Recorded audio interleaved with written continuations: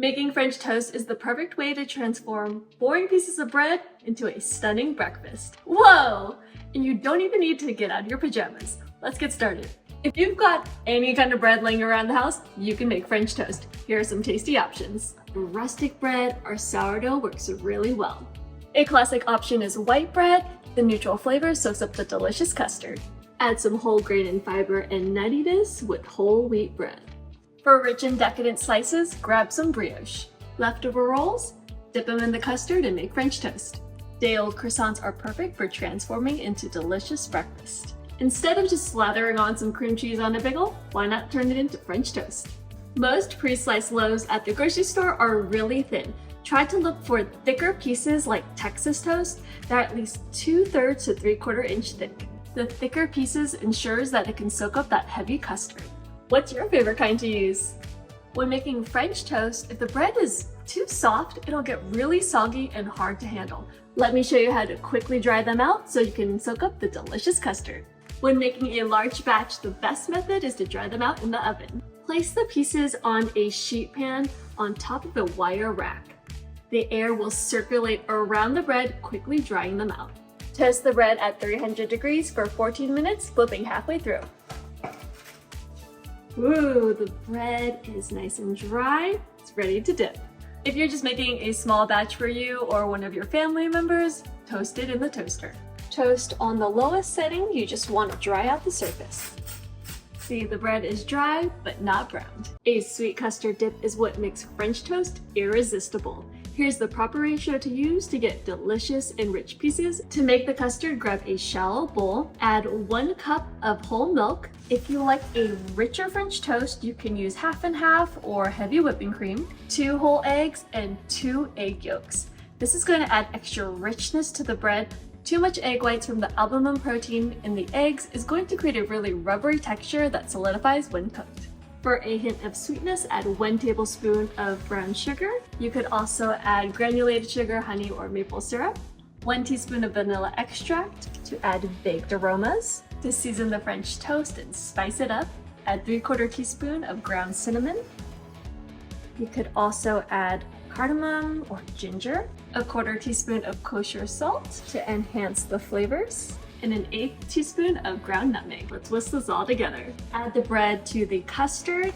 You only need to soak for about 15 to 20 seconds per side. Any longer and the bread is going to get really mushy. Transfer the dipped bread to a sheet pan while you coat the other pieces. Because the bread is nice and dry, it's going to act like a sponge, soaking up all the delicious custard. And as you can see, the nice thick slices and the sturdy bread prevents it from falling apart. I like to sprinkle on a little bit more of cinnamon on top. Now we're ready to fry.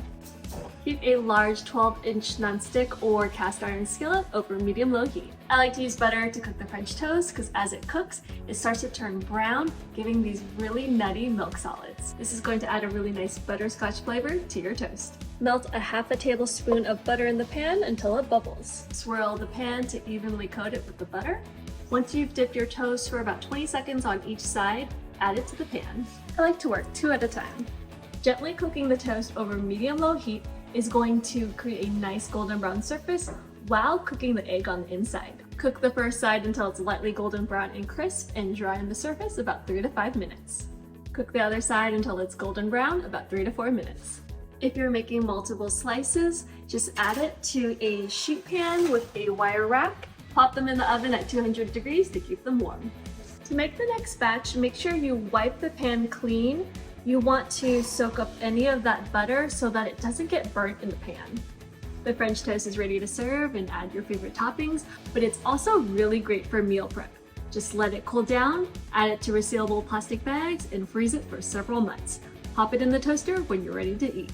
Let's take your French toast to the next level with these delicious toppings. Keep it simple with some powdered sugar, add on some whipped cream, add your favorite fruit like blueberries, strawberries, and blackberries, or sliced bananas, or add some crunch with almonds or pecans. For a classic French toast, I like to slice it into triangles, lay them on the dish, just staggering for a pretty presentation, dust with powdered sugar, then garnish with fresh strawberries.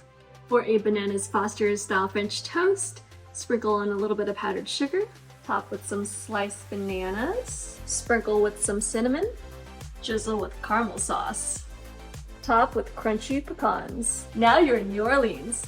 I actually have a recipe for Bananas Foster's French toast over on my website. I'll make sure to leave a link in the comments section below. If you're a fan of fresh berries, you're gonna love this one. Dust with powdered sugar, add a dollop or two of whipped cream, add on your favorite berries like strawberries, blackberries, some raspberries, and blueberries. Sprinkle on some sliced almonds. Very French toast. What's your favorite flavor combination? Let me know in the comment section below. Let's turn this croissant into something a little more exciting. French toast. Slice the croissant in half lengthwise. Now you have 2 pieces. Dip each side in the custard mixture for about 15 to 20 seconds.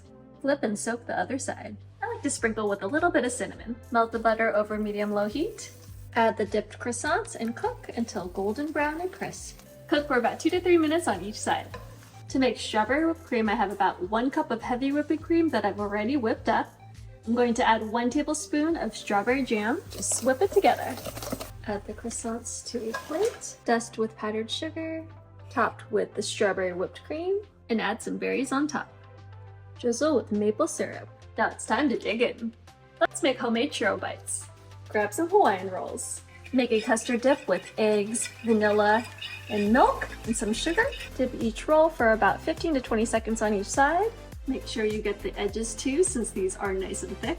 Heat a pan over medium-low heat, then add some butter. Cook the rolls until they're golden brown and crispy on each side, about a few minutes. To a half a cup of granulated sugar, add in a half teaspoon of ground cinnamon.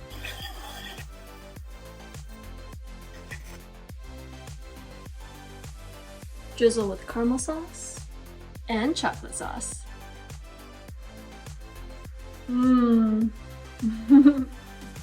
It's like a fried donut covered in cinnamon and sugar.